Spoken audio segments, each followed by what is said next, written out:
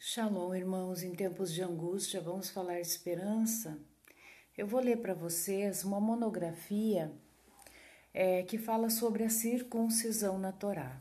História, Religião e Saúde, de autoria do Samuel Ulisses Chaves Nogueira do Nascimento, professor orientador Ronaldo Ribeiro Jacobina. Essa é uma monografia de conclusão do componente curricular de medicina, né, da Faculdade da Bahia. Em 2013 foi feita esta monografia.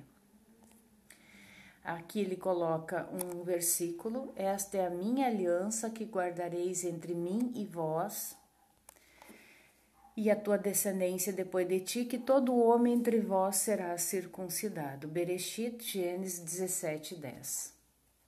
Provavelmente ele seja um descendente de judeu, né? Porque ele coloca aqui: Baruch atah Adonai noten ha-Torah. Faz o agradecimento aos pais, tá? E depois aqui vem o índice, mas nós vamos direto já aqui falar o resumo aqui, então, que ele coloca, tá? Resumo.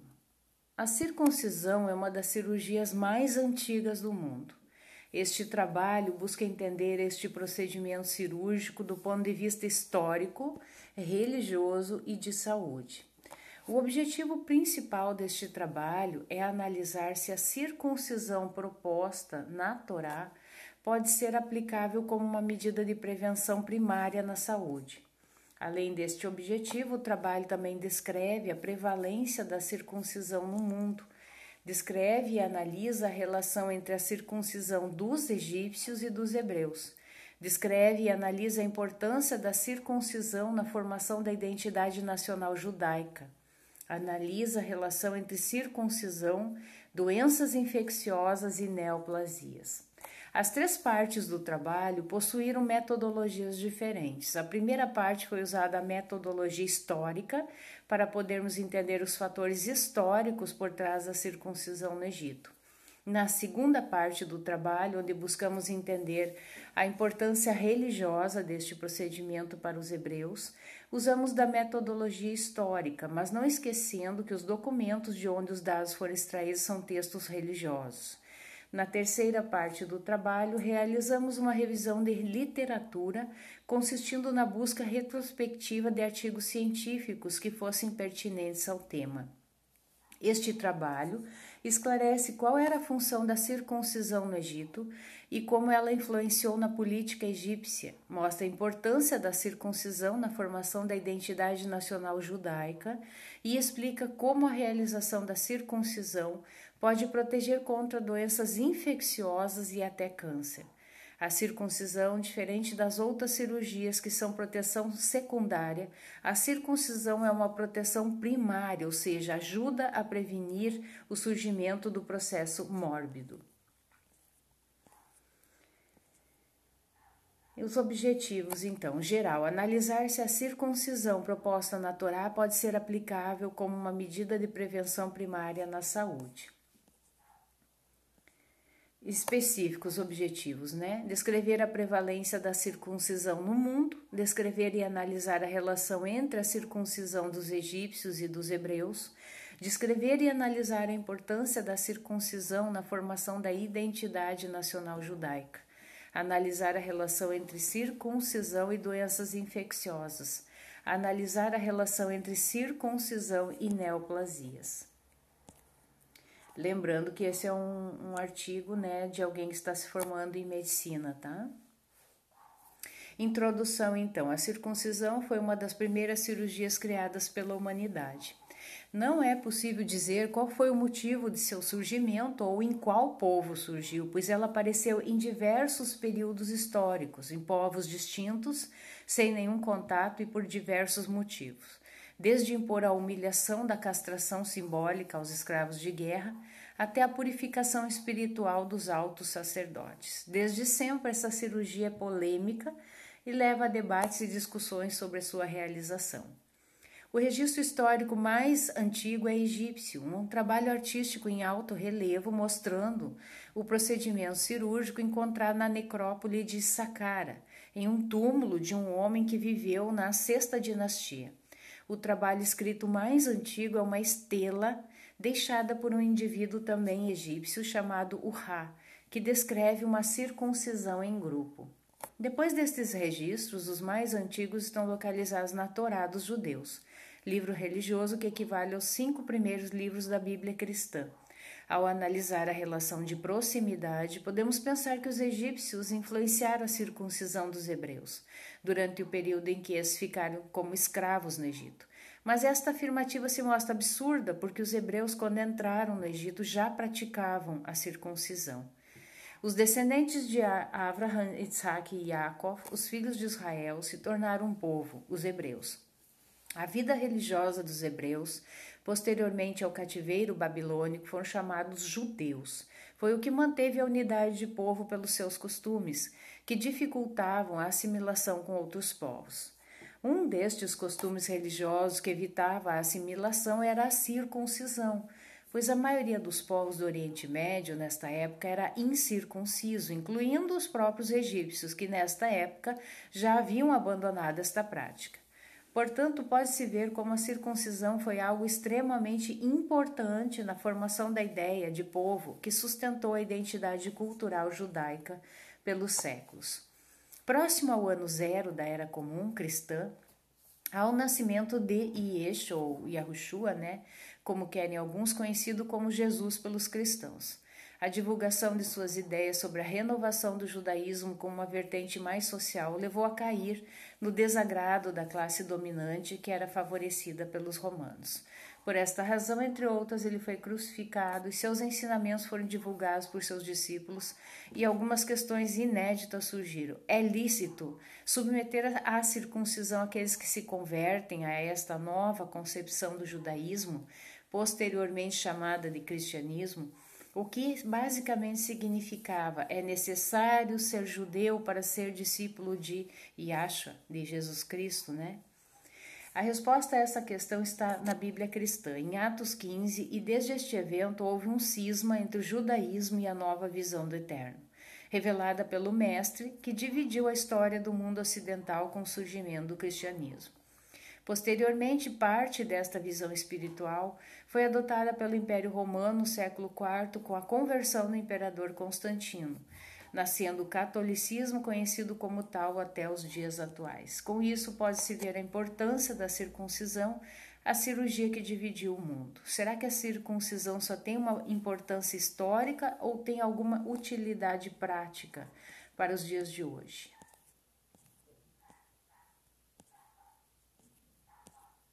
Vamos passar aqui, aquele da metodologia. Vamos passar direto para...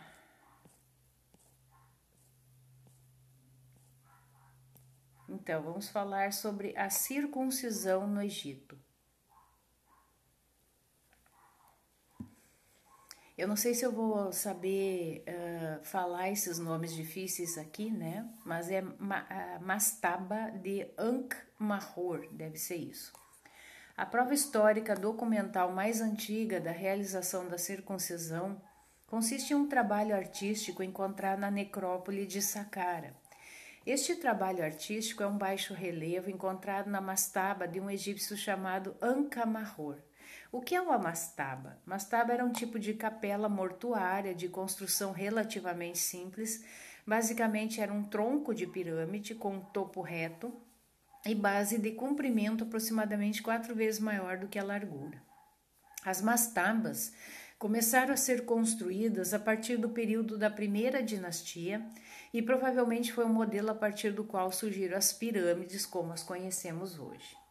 A construção em si não era muito complicada, eram feitas câmaras subterrâneas e nelas era colocado o corpo em um sarcófago. Quanto mais fundo fosse cavada a câmara mortuária, maior era o status social do indivíduo que ali foi enterrado.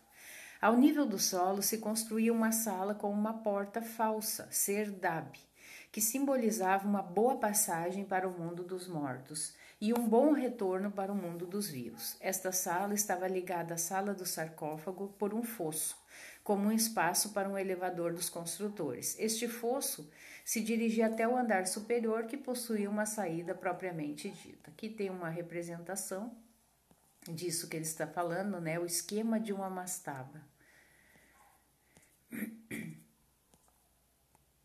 Aqui está, né? Outro esquema. Então, ali a típica mastaba egípcia do antigo reinado, né? A porta falsa, vista em corte, o poço, o sarcófago. Por fora da estrutura escavada, o espaço era preenchido com tijolos de adobino. Os tijolos de adobino são tijolos feitos de barro e palha amassados. Estes tijolos possuem uma boa resistência e foram bastante utilizados nas construções do Oriente Médio. Podemos encontrar um registro sobre esse tipo de tijolo na Bíblia, em Êxodo 5.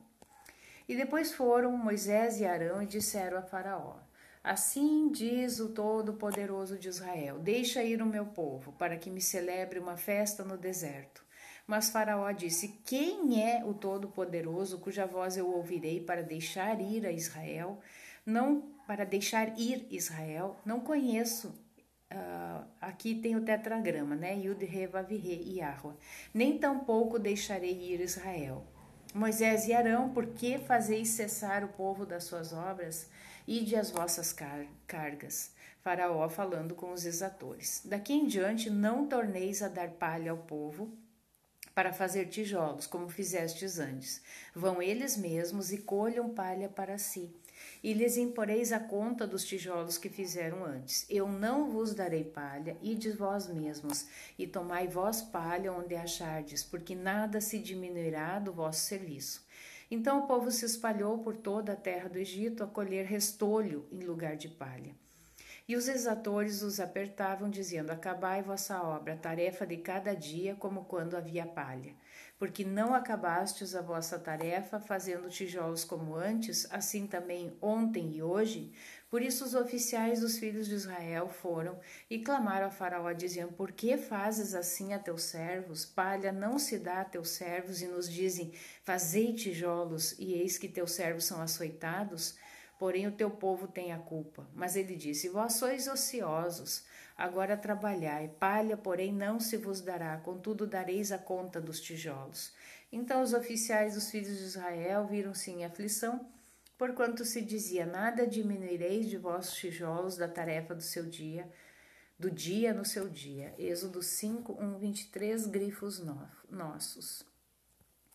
Esse texto de Êxodo 5 nos mostra uma cena que Moisés e Arão vão ao Egito para falar ao faraó para que liberte o povo hebreu. O faraó não libertou nesta ocasião, antes mandou que a palha não fosse mais dada aos hebreus, mas que eles juntassem palha por si, o que demandaria mais tempo e esforço por parte dos hebreus. Aliado a isso, o monarca decidiu que a quantidade de tijolos não poderia ser diminuída, ou seja, os hebreus teriam que trabalhar mais e mais rápido na construção dos tijolos de adobino.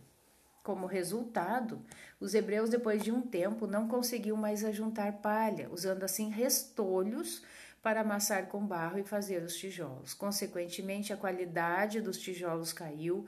Aliado a isso, por ter que procurar restolhos, os hebreus diminuíram a quantidade de tijolos fabricados, levando assim ao aumento da carga de punição por parte do faraó. Ao analisarmos esta passagem, podemos supor que o adobino estivesse sendo usado para fazer a reforma em mastabas mais antigas, ou para a construção de novas mastabas. Fato interessante é que quando o texto sagrado diz que o Todo-Poderoso fala com Moisés no monte, o manda voltar ao Egito, pois agora o antigo faraó é morto. Sendo assim, era necessário que os escravos fossem mobilizados para construir os monumentos mortuários, o que mostra por que eles estavam fazendo aquilo quando Moisés chegou lá. Sabe-se que as mastabas são construídas desde a época da primeira dinastia, sendo assim anterior às pirâmides, portanto, fica um período muito grande de tempo em que podemos localizar o evento supracitado. Mas nos próximos capítulos demonstraremos provas históricas que afunilariam esta data. A mastaba era uma construção bem prática. O ponto negativo desse tipo de construção era que o interior, por ser protegido por uma estrutura de barro e palha, com o passar do tempo tornava o corpo guardado lá dentro sujeito à umidade e, consequentemente, ao apodrecimento, o que provavelmente levou os egípcios a substituir o barro por blocos de pedra, principalmente calcário, na construção das tumbas de seus governantes em tempos posteriores, monumentos hoje conhecidos como pirâmides. O grande ponto positivo era a facilidade de construção e o tamanho que estas construções podiam alcançar. Normalmente as dimensões eram 30 por 8 metros em média. De longe, as construções lembravam montes de pedra ou barro. Exatamente por isso possui o nome que tem, pois mastaba etimologicamente vem do árabe maabá, que significa banco de pedra. Então aqui ele mostra, né, as mastabas, a evolução das tumbas reais no Antigo Egito. Mastaba, depois veio pirâmides de Grés, pirâmide de Gizé e Pogé. Aqui nós vimos então, né, foto de uma mastaba. Quem foi Ankh-Mahor? Como referido anteriormente, a prova documental mais antiga de uma circuncisão foi encontrada num baixo relevo, numa parede da mastaba de Ankh-Mahor. Mas por que foi encontrada lá? Quem foi Ankh-Mahor? Para entender o motivo do baixo relevo estar na tumba deste homem, precisamos entender quem ele foi. O primeiro passo, para tanto, é examinar na própria tumba para procurar um relato sobre o seu dono. Logo, quando olhamos o lado de fora da tumba, vemos. Então, aqui ele mostra, né? Entrada da tumba de Ankh-Mahor. Vemos pela inscrição que ele viveu na época da Sexta Dinastia.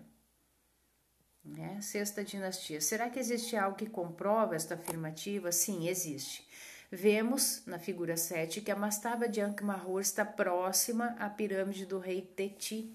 O rei Teti foi o primeiro faraó da Sexta Dinastia, portanto, vemos que eles estão temporalmente ligados.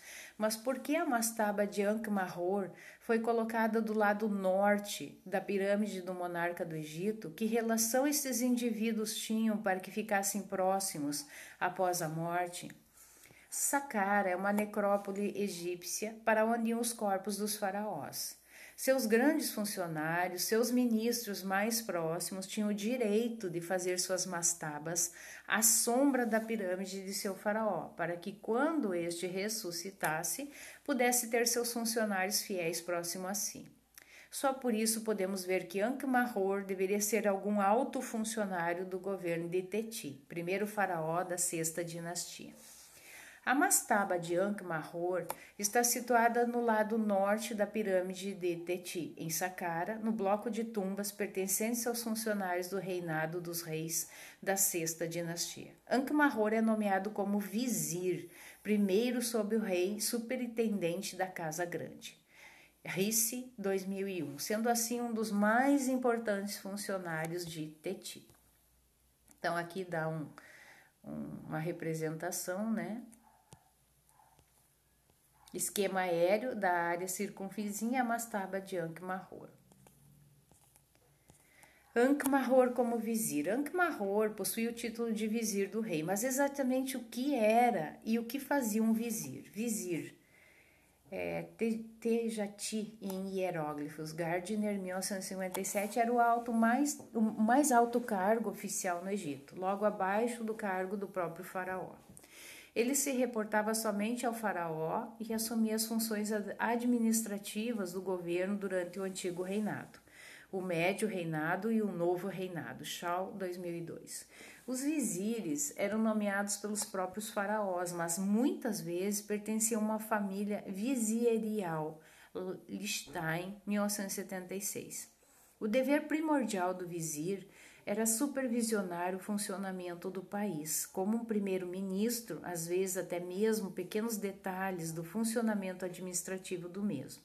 Todos os outros supervisores e funcionários menores, como os cobradores de impostos, os escribas, se reportavam ao vizir. O judiciário fazia parte da administração civil e o vizir também era chefe do Tribunal Superior. No entanto, a qualquer momento, o faraó poderia exercer seu próprio controle sobre qualquer aspecto do governo, substituindo as decisões do vizir. O vizir também supervisionava a segurança do faraó e do palácio, Grajewski, de 2009. Os vizires agiam como portadores do selo do faraó. No novo reinado havia 2 vizires, um para o Alto Egito e outro para o Baixo Egito, Bingham et al., 2003. Existe um documento chamado de A Instalação do Vizir, Instrução de Rekhmiri, ou o Regulamento Posto sobre Rekhmiri, o vizir. É o antigo texto egípcio que data do novo reinado encontrado na tumba do Rekhmiri em Tebas. Este documento descreve o gabinete de um vizir egípcio, a sua nomeação, as suas funções, suas relações com outros funcionários e como deveria se comportar. Lichtenstein, 1976. 2 cópias incompletas do regulamento posto sobre Rekhmiri, o vizir, teriam sobrevivido, uma no túmulo de Djoser, reinado de Tutmés III, e outra no túmulo de Amenemop, reinado de Amenhotep II, Brest, 1906. As principais funções do vizir, de acordo com o regulamento, estão nos campos do judiciário, tesouraria, guerra, interior, agricultura e executivo. Então, aqui tem vizires da 5ª e 6ª dinastia, velho reinado. Quando analisamos o material apresentado, entendemos a importância que este personagem teve no Egito, mas por que sua tumba era diferente das demais? Encontrar figuras do cotidiano era comum nas tumbas, mas por que esta tumba, em especial, possui estas figuras diferentes? Vamos analisar as figuras para entender o seu papel na vida do personagem.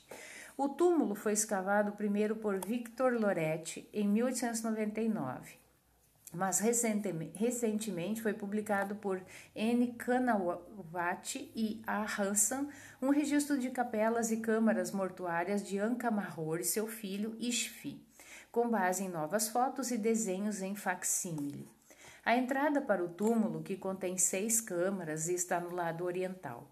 Esta tumba é popularmente conhecida como a Tumba do Médico, Badawi, 1978, porque embora Ankh-Mahor não fosse um médico, ele era um alto sacerdote. Seu monumento contém algumas cenas interessantes de práticas médicas.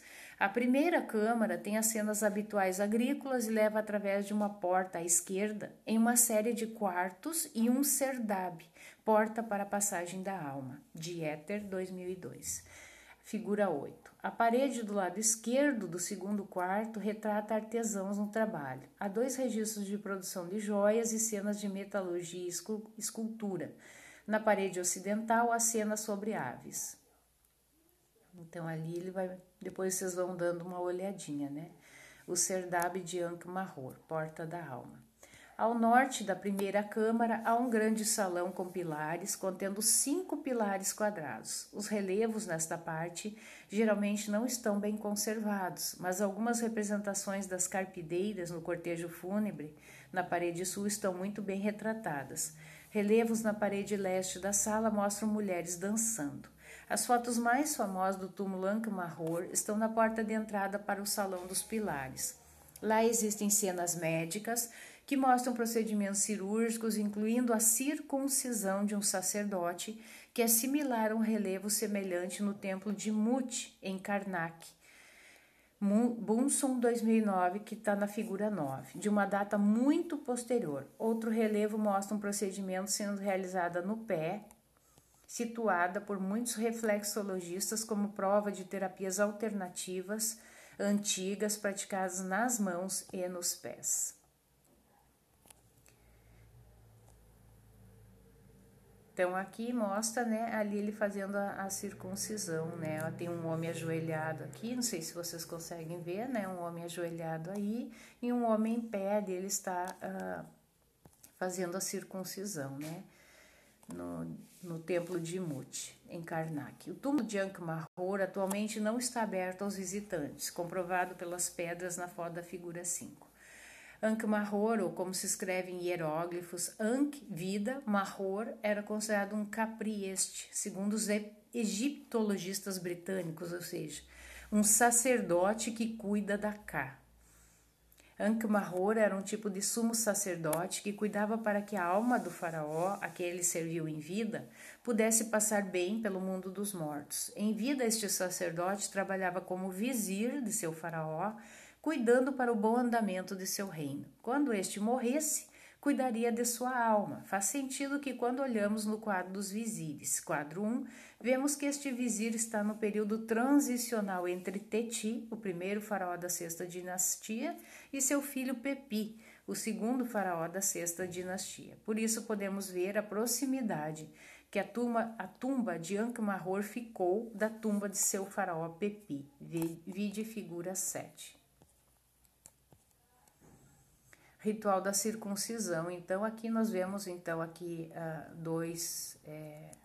dois homens aí sendo circuncidados, né? Aqui mais especificamente, né, a representação do ritual da circuncisão.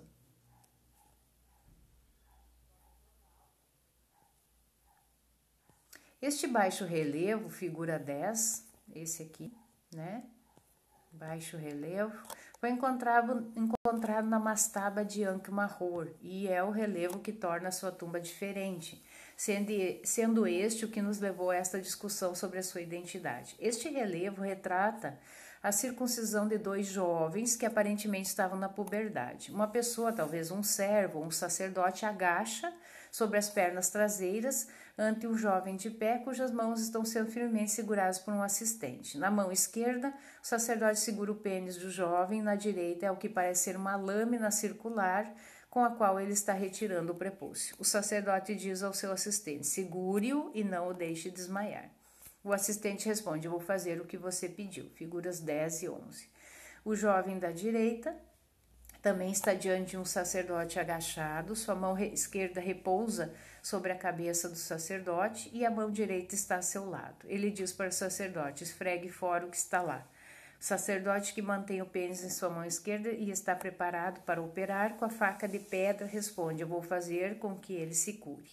Figuras 10 e 11.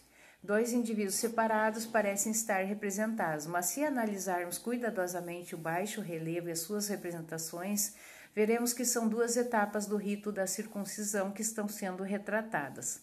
Como a escrita no Egito era feita da direita para a esquerda, como todas as culturas daquela mesma região, e como hoje ainda se escreve o hebraico e o árabe, deduzimos que provavelmente a primeira figura seja da direita e a última seja da esquerda. A partir desses achados, podemos ver que Ankh-Mahor foi um homem muito importante na sua época, sendo o sacerdote responsável por cuidar da alma de seu faraó. Foi vizir do Egito, portador do selo real e supervisor da Casa Grande, nome dado ao palácio onde o faraó morava e exercia suas funções administrativas. Geralmente os egípcios colocavam em suas tumbas, além das cenas do cotidiano, cenas que foram importantes em suas vidas. Será que aquela cena da circuncisão foi determinante na vida de Ankh-Mahor? Nós vamos parar aqui, vamos continuar no outro vídeo, né, sobre esse tópico aqui. Quem fazia circuncisão no Egito?